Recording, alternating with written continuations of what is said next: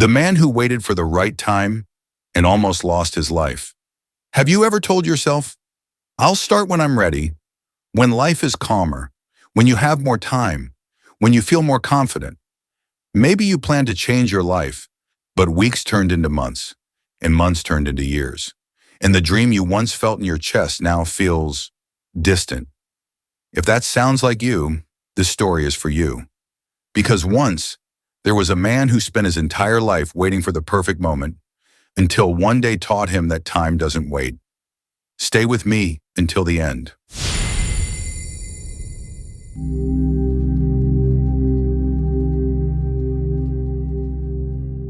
Once, in a small coastal town where the ocean whispered against the shore every morning, there lived a man named Elias. Elias was 34 years old, kind, intelligent, full of ideas, and deeply afraid of starting.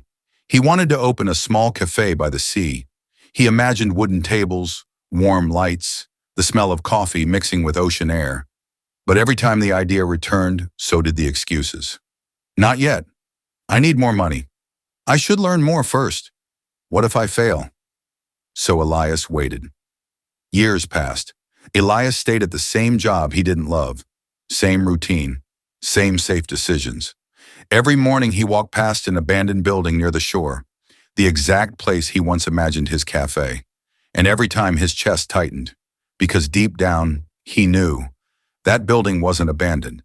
His dream was. At night, Elias lay in bed, scrolling through photos of people who took risks, people who tried, people who failed, people who succeeded. And a quiet thought followed him like a shadow. What if I'm wasting my life waiting? But fear answered faster.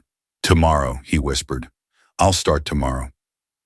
One rainy afternoon, Elias took shelter inside an old bookstore. The owner was an elderly man named Thomas, slow-moving, sharp-eyed, and strangely calm.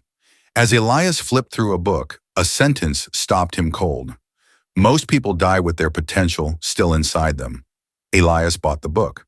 At the counter, Thomas looked at him and said, "Careful, that one makes people uncomfortable." Elias forced a smile. "I think I need that."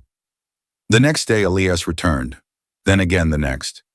Eventually, Thomas asked, "Why do you keep coming back?"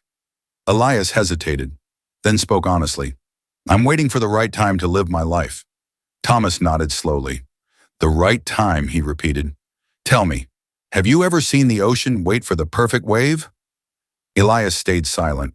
Thomas took out an old pocket watch and placed it on the table. "This was my father's," he said. "He waited his whole life to use it, saving it for something special." Thomas turned the watch over. "It stopped working years ago."